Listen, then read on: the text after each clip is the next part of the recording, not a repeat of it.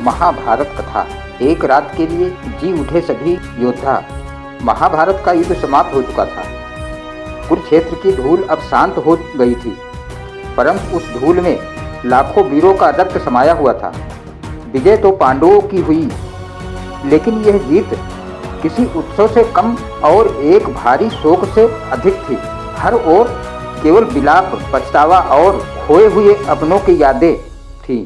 राजा युधिष्ठिर हस्तिनापुर के सिंहासन पर बैठे थे, लेकिन उनके हृदय में कोई आनंद नहीं था। उनके मन में बार बार यही प्रश्न उठता, क्या यह विजय वास्तव में विजय है? युद्ध के लगभग 15 वर्ष बीत चुके थे। इस दौरान धृतराष्ट्र, गांधारी और कुंती ने राजमहल छोड़कर वन का मार्ग अपनाया। उनके साथ थे विदुर, संजय। वे सब एक साधारण आश्रम में तपस्या करते हुए जीवन व्यतीत कर रहे थे, लेकिन उनके हृदय में एक ही आग जल रही थी, अपने प्रियजनों को खोने का दुख। धृतराष्ट्र, जो कभी 100 पुत्रों के पिता थे, अब पूर्णतः अकेले थे। गांधारी का हृदय हर पल अपने पुत्र दुर्योधन की स्मृति में तड़पता रहता था। कुंती को अपने त्यागे हुए पुत्र कर्ण की याद हर क्षण रुलाती थी। एक दिन विदुर ने योग बल से अपने प्राण त्याग दिए।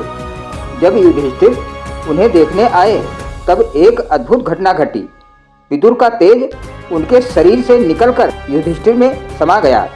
यह संकेत था कि अब समय आ चुका है एक और महान रहस्य के प्रकट होने का। कुछ समय बाद वहां पधारे महान ऋषि वेदव्यास। उनके चेहरे पर तेज था और उनकी आंखों में अपार ज्ञान का प्रकाश। उन्होंने धृतराष्ट्र, गांधारी और कुंती से कहा, आज मैं अपनी तपस्या का प्रभाव दिखाऊंगा। तुम जो भी इच्छा करोगे वह पूर्ण होगी। यह सुनकर सभी के हृदय में एक इच्छा जाग उठी, क्या हम अपने मृत परिजनों को एक बार देख सकते हैं? इच्छाओं का प्रकट होना। धृतराष्ट्र बोले, मैं अपने पुत्रों को देखना चाहता हूँ। गांधारी ने कहा, मैं दुर्योधन को एक बार गले लगाना चाहती हूँ। कुंती बोली, मैं कर्ण को देखना चाहती हूँ, उस पुत्र को जिसे मैंने जन्म देकर त्याग दिया था। द्रौपदी ने कहा, मैं अपने 5 पुत्रों को देखना चाहती हूँ। ये सुनकर वहाँ उपस्थित हर व्यक्ति की आंखें नम हो गईं। महर्षि वेदव्यास ने सभी से कहा, रात होने पर तुम सब गंगा नदी के तट पर आ जाना। संध्या होते ही सभी गंगा के तट पर एकत्रित हो गए। वहाँ एक अजीब सी शांति थी, जैसे प्रकृति भी किसी चमत्कार की प्रतीक्षा कर रही हो। जैसे ही रात गहरी हुई, महर्षि वेदव्यास गंगा के जल में प्रवेश कर गए। उन्होंने आंखें बंद की और मंत्रों का उच्चारण करने लगे। अचानक गंगा का जल कांपने लगा, आकाश में विचित्र प्रकाश फैल गया और फिर एक एक करके जल से आकृतियां निकलने लगी। भीष्म, द्रोण, कर्ण, अभिमन्यु, दुर्योधन, शिखंडी और अनगिनत योद्धा सभी वैसे ही दिख रहे थे जैसे युद्ध से पहले थे। ना कोई घाव, ना कोई पीड़ा, केवल तेज और शांति। धृतराष्ट्र अंधे थे, इसलिए वे अपने पुत्रों को नहीं देख सकते थे। तब महर्षि वेदव्यास ने उन्हें दिव्य नेत्र प्रदान किए। जैसे ही धृतराष्ट्र ने अपनी आंखें खोली, उनकी आंखों से आंसू बहने लगे। उन्होंने पहली बार अपने पुत्रों को देखा। मिलन का वह पल। गांधारी ने दुर्योधन को गले लगा लिया। कुंती ने कर्ण को अपने हृदय से लगा लिया। द्रौपदी ने अपने पुत्रों को देखकर रो पड़ी। वो दृश्य इतना भावुक था कि हर कोई रो रहा था, लेकिन वह दुख का नहीं, संतोष का रोना था। एक रात जो खत्म नहीं होनी थी।